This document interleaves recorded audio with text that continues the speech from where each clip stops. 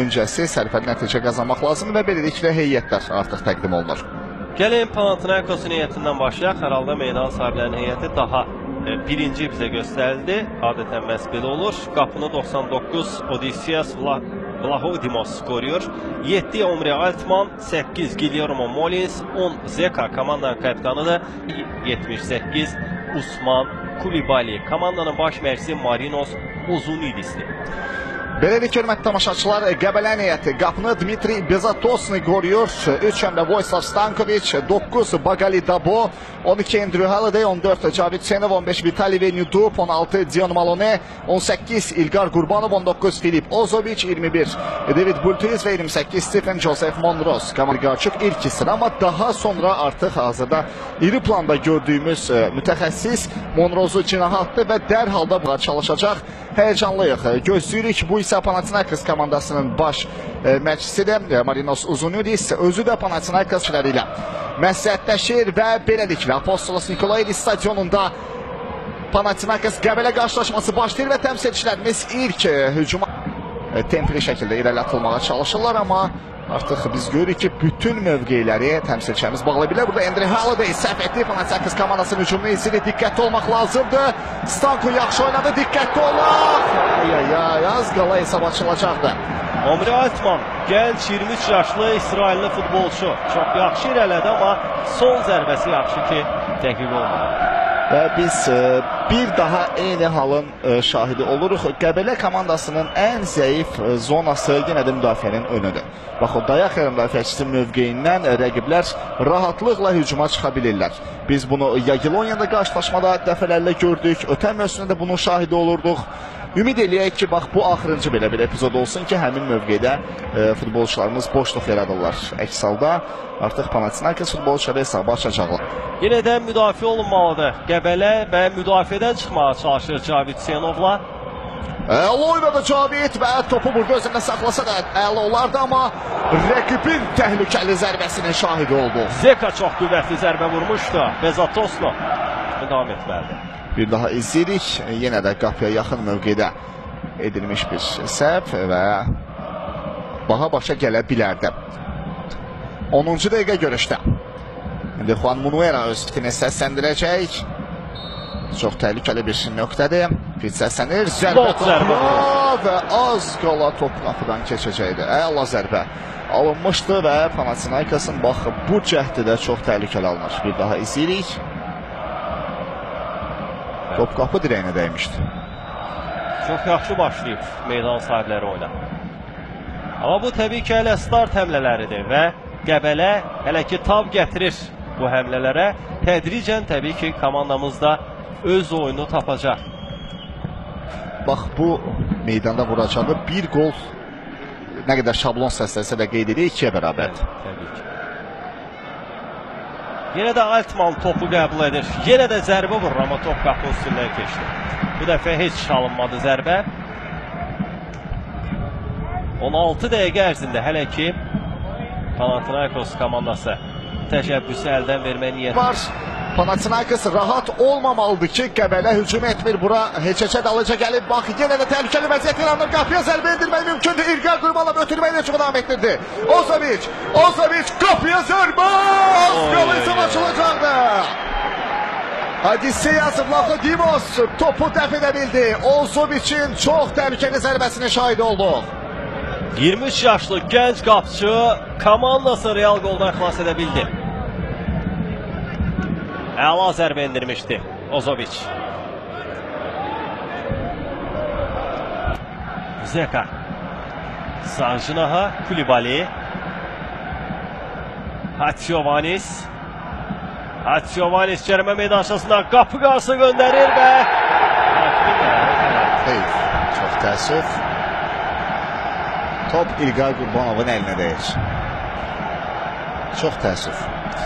Hər şey bu qədər yaxşı gedərkən ilk hissədə qapımızı toxunulmaz saxlaya biləcəyimiz təqdirdə belə bir məqamda bəxtsizlik nəticəsində qapımıza penalti təyin. Penaltidən qol buraxmaq belə bir vəziyyətdə heç yer. Guillermo Molins. İşarə verilir. Molins və top qapıda. Top qapıda da 1-0. Panathinaikos hesabını öne keçir. 37-ci dəqiqədə hesab açılır. Panathinaikos azarkeşlərini görürsünüz. Və onlar bu qola sevinirlər. Həqiqətən də İlqar Qurbanov ümumiyyətlə bilməyərəkdən topa əllə toxundu, amma hər halda topun istiqaməti istənilən halda kəsildiyinə görə haqlı olaraq qapımıza penalti təyin edildi.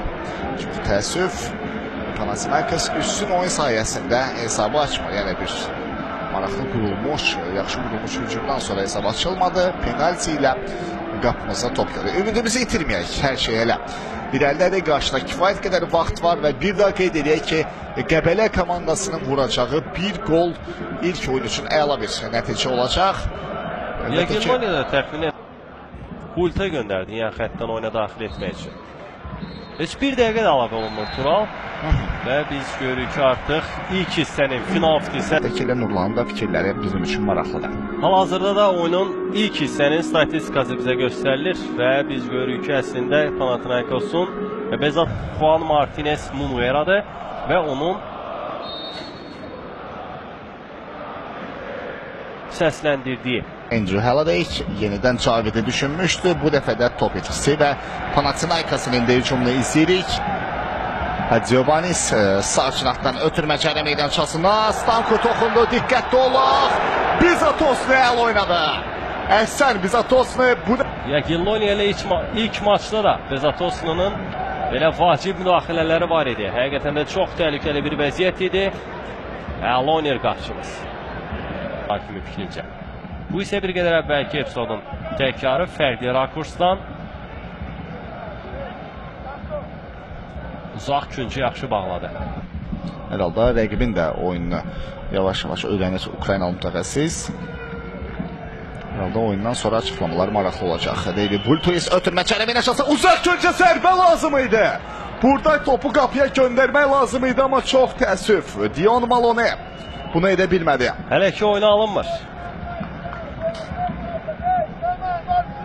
İkinci hissədə yaratdığımız ən təhlükəli vəziyyət almaq mümkündür. Qəbələ futbolçuları buna nail ola bilərlər, amma əvvəlcə hesab bərabərləşdirmək lazım. İndi rəqibin hücumunu izləyirik, diqqətli olmaq lazımdır. Zərbə qapıya Bizatosnu bu dəfə etibarlı oynuyor. İkinci hissədə ikinci dəfədir ki, komandamızı real qoldan xilas etdi. Bu dəfə Robin Lod, Finlandiyalı hücumçu. Ön xətt oyuncusu daha doğrusu irəli atılmışdı və fikir verin rahat şəkildə irəlilədi. Andrew Halliday-ə nə olub bugün? Bax, bu çox qaranlıq məsələdir. Bəqər müdafiəçiləri Halliday və Malone bugün heç özlərinə bənzəmirlər.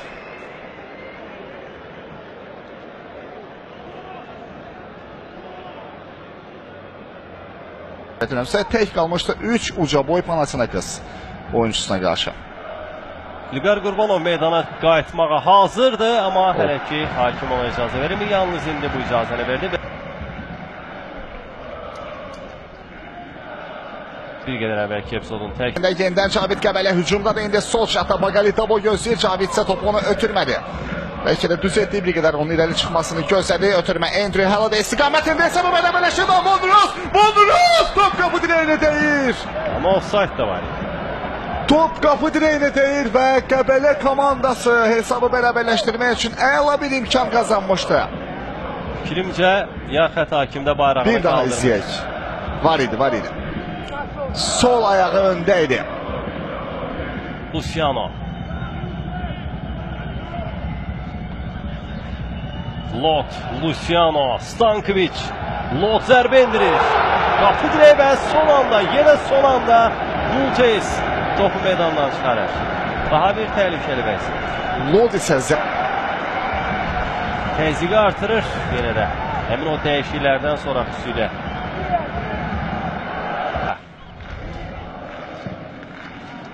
Yenidən cinahı dəyişdi. Hult zərbə endirir. Top Qəbələnin oyunçusuna edərək istiqamətini dəyişmişdi və qapının üstündən keçdi. Çox maraqlıdır ki, yeni mövsümün hələ ki başlanmasına baxmayaraq Panathinaikos futbolçuları çox yaxşı fiziki formadadılar. Oyun boyu daim pressif oyuncu mərkəzdə oynasaydı Qəbələ üçün çox yaxşı bir vəziyyət yaranardı və İndi biz çox pis vəziyyətə düşə bilərdik. Xoşbəxtlikdən hər şey yaxşı qurtarır Qəbələ üçün.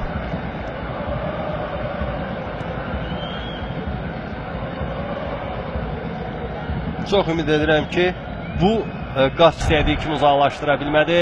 Robin Lod. Lod'un zərbəsi və Bezatosni. Artıq tələsmir top oyuna daxil etməyə. Hər iki tərəf bu hesaba razıdır.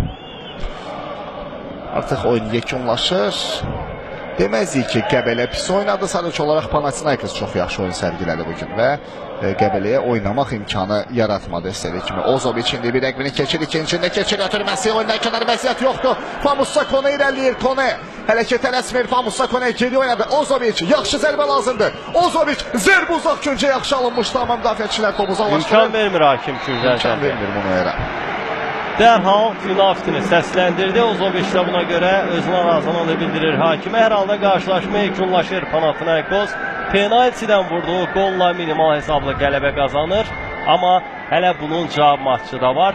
Biri gəlmişkən bugünkü qarşılaşmada Panathinaikosun azarkeşləri bir dəqiqə belə